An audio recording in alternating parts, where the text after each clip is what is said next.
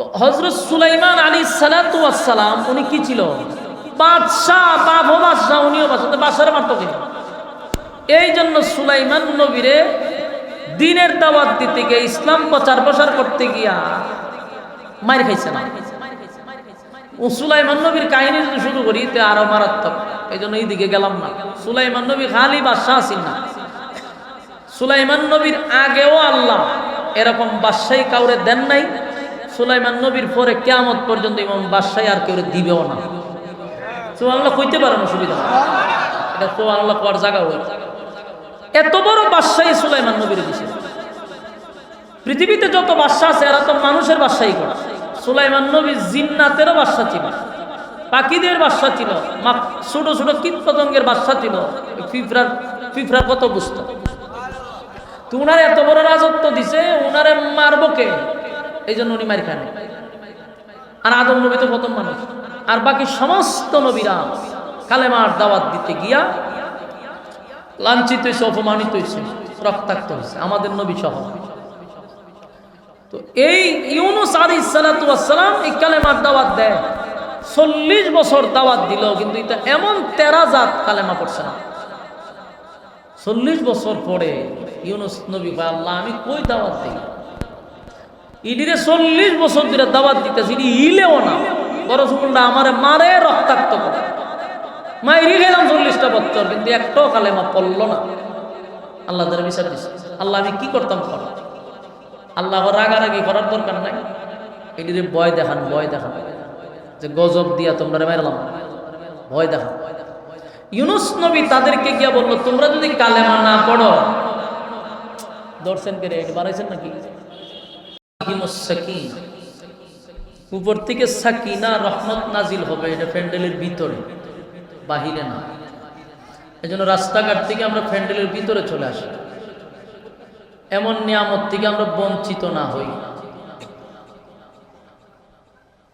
ঘর থেকে বাহির হইছেন দ্বীনি কথা শোনার উদ্দেশ্যে, প্যান্ডেলের বাহিরে যদি দাঁড়ায় শোনেন তো বরকত পাইলেন। কৌরি আমরা যদি কপাল পোড়া, প্যান্ডেলের ভিতরে বসে থাকি।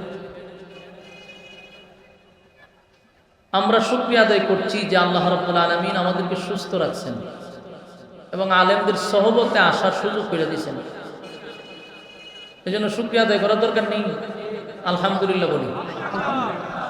লক্ষ কোটি দুরুদ এবং সালাম আল্লাহর সৃষ্টি প্রধান আকর্ষণ জনাবে মুহাম্মদুর রাসূলুল্লাহ সাল্লাল্লাহু আলাইহি ওয়াসাল্লাম।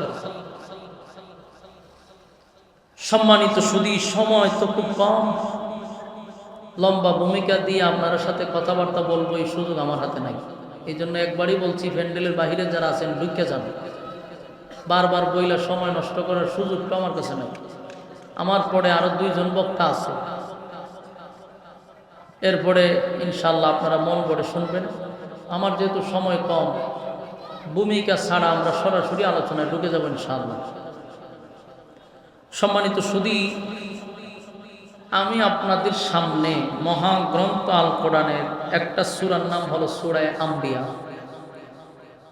এই সূরার 87 নম্বর আয়াতটা আমি তেলাওয়াত করছি। এই সূরার 87 নম্বর থেকে আমি সংক্ষিপ্ত আকারে কিছু কথা বলতে চাই। রব্বে কারীম যেন আমারে বলার তৌফিক দান করে, আমি আপনাদেরকে শ্রবণ করার তৌফিক দান করুক, আমি। তাফসিরুল কোরআন মাহফিল, আমরা তাফসির শোনার জন্য আসছি, তাই ধৈর্যের সাথে কথাগুলি শ্রবণ করার চেষ্টা করব ইনশাআল্লাহ। আমি যে আয়াতটা তেলাওয়াত করছি, এই আয়াতের মধ্যে আল্লাহ একজন মাছওয়ালার ঘটনা বর্ণনা করছে। মাছওয়ালা, ওয়াজান্নুন, মাছওয়ালার ঘটনা। এই আয়াতের ভিতরে মাছওয়ালার একটা ঘটনা আছে। আমরা এই মাছওয়ালাকে নিয়ে কিছু কথা জানার চেষ্টা করব ইনশাআল্লাহ। দেখেন, পৃথিবীতে আল্লাহ বহু নবী রাসূলগণ পাঠাইছেন। লক্ষাধিকের উপরে নবী রাসূল দুনিয়াতে আসছে। তাদের একটাই উদ্দেশ্য ছিল, আমাদেরকে রাস্তা দেখায় দেওয়া, তো এদের মধ্যে একজনের নাম হলো, যেই নাম আল্লাহ উফাদি দুইটা ডাক দিছে। বাদাম বিক্রি করলে আমরা বাদামওয়ালা ডাকি, রিস্কা লইয়া কেউ গেলে হয় রিস্কাওয়ালা, সিএনজি গেলে হয় সিএনজিওয়ালা। আসলে কি বেচারার নাম সিএনজিওয়ালা? কথা বলি দিই, উফাদি দুইটা ডাক। আল্লাহ তার নবীরে উফাদি দুইটা ডাক দিছে, মাছওয়ালা। মাছওয়ালার ঘটনা বর্ণনা করব, তোমরা তা মনোযোগ দিয়ে শোনো। আল্লাহ আমাদের নবীর আল্লাহ উফাদি দুইটা ডাক দিছে। নবীর আল্লাহ ইয়াসিন বলে ডাক দিছে, তাহা বলে ডাক দিছে, ইয়া আইয়ুহাল মুজাম্মিল বলে ডাক দিছে, মুদ্দাসসির বলে ডাক দিছে উফাদি। তো এইরকম মাছওয়ালা একজন নবীর উফাদি, ওনার নাম হলেন হযরত ইউনুস আলাইহিস সালাতু ওয়াসসালাম। তো মাছওয়ালা কেন কইল? মাছ বিক্রি করত, মাছ বিক্রি করত না। মাছ বিক্রি না কইরাই উনি মাছওয়ালা নাম পাইছে। মাছের ব্যবসাও করছেন, কিন্তু ওনারে ডাকতো মাছওয়ালা। মাছের সাথে ওনার কোনো না কোনো জায়গাতে একটা সম্পর্ক অবশ্যই আছে, নাইলে আল্লাহ মাছওয়ালা কইতে পারে। কথা তো বুঝেন আপনারা, একদম ক্লিয়ার নি সাউন্ড, না হলে আমাদের রিপোর্ট দিতে পারে। সাউন্ড ক্লিয়ার তো? ভালো না? ন্যাশনাল মাইক খারাপ না, একবার ভালো। আমার মুখ দিয়ে প্রশংসা বাইরে নি, টেকা দিয়েও সম্ভব না। মাইকের ব্যাপারে আমি মারাত্মক কঠোর, মোটামুটি খারাপ না। এখন এই মাছওয়ালা কেন আল্লাহ বলল? নিশ্চয়ই মাছের সাথে ওনার সম্পর্ক। মাছওয়ালার ঘটনা একটু সামনে। এখন আসলে নবীর সাথে আমার একটু পরিচয় দরকার। ইউনুস আলাইহিস সালাতু ওয়াস সালাম, উনি একাধারে 40 বছর তাওহীদের দাওয়াত দিছে, একত্ববাদী খোদার দাওয়াত দিছে। কত বছর? 40 বছর দাওয়াত দিছে। 40 বছরের ভিতরে একজন লোক কালেমা পড়ছে না। মানে আপনারাই কোন এই দেশের মানুষ কত ভালো আছে, বুঝেননি? আপনারা এই মাদ্রাসার একজন হুজুর যদি হিন্দু পাড়ায় গিয়া ঢুকে, এখন 40 বছর যদি হিন্দু পাড়ার থাকে, আমার মনে হয় অন্তত 40,000 মানুষ বাইকে লইব কালেমা পড়াই, বর্তমানের কথা কইতেছে। কিন্তু এখন চিন্তা করেন, আল্লাহর পয়গম্বর হইয়া 40 বছর দাওয়াত দেয়া একজন কালেমা পড়লো না, তাহলে এই মানুষগুলা কি জাতের ছিল? চিন্তা করেন। আমার কথা কি বুঝতেছেন? কি পরিমাণ এরা শয়তানে লড়াইছে, কি পরিমাণ কট্টর ছিল, পাথর ছিল এদের দিল। আল্লাহর পয়গম্বর হইয়া দাওয়াত দিছে। এখনকার হিন্দুরা যদি আমরা দাওয়াত দিই, এর দিল অতটা শক্ত না, এতটা কট্টর না। ওই জাতি যে মারাত্মক কঠোর ছিল। 40 বছর দাওয়াত দিতে গিয়া উনি অনেক লাঞ্ছিত হয়েছে, রক্তাক্ত হয়েছে, মার খাইছে। কালেমার দাওয়াত দিতে গিয়া 2 জন নবী বাদে বাকি সমস্ত নবী রাসূলগণ মার খাইছে, লাঞ্ছিত হয়েছে, অপমানিত হয়েছে। কয়জন নবী বাদে? 2 জন নবী বাদে সবাই মার গেছে।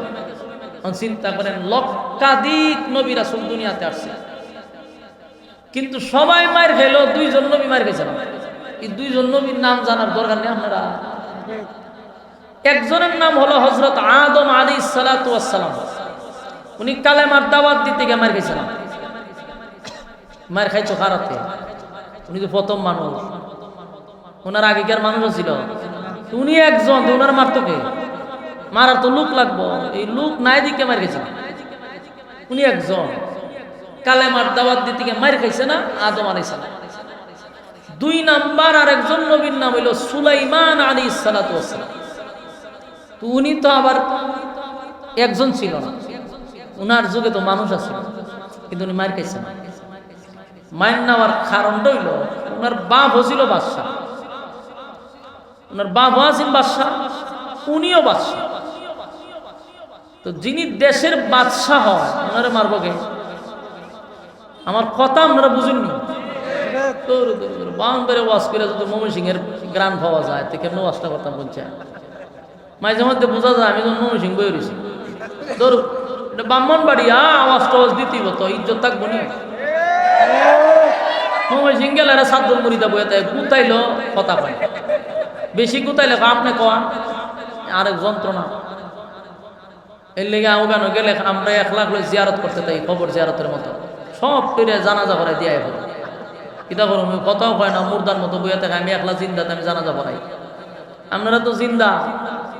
তো আওয়াজ দিন, আওয়াজ দিলে আমি বুঝি যে আমার কথা বুঝতেছেন, তখন একটা কথা বলার আগ্রহ বাড়ে।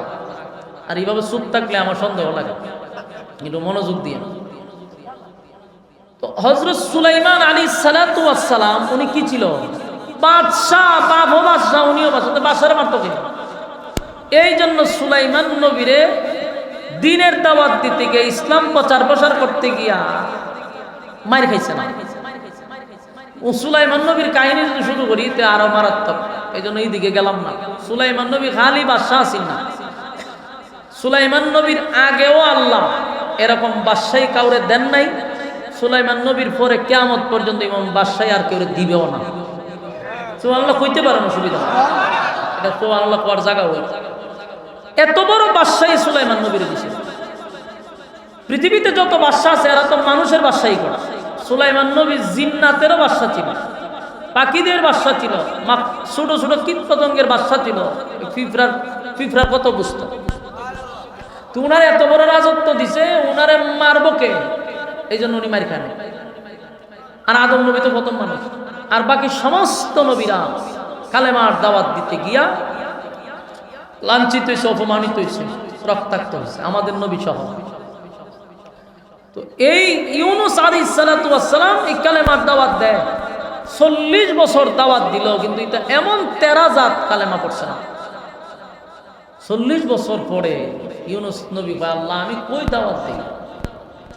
ইডিরে 40 বছর ধরে দাওয়াত দিতেছি, ইলেও না, বড় সুকুলটা আমারে মারে, রক্তাক্ত করে মাইরি গেলাম 40টা বছর, কিন্তু একটাও কালেমা পড়ল না। আল্লাহ তাআলা বিচার দিছে। আল্লাহ আমি কি করতাম? আল্লাহ রাগারাগি করার দরকার নাই, এটিরে ভয় দেখান, ভয় দেখান যে গজব দিয়া তোমরা মারলাম, ভয় দেখান। ইউনুস নবী তাদেরকে গিয়া বলল, তোমরা যদি কালেমা না পড়ো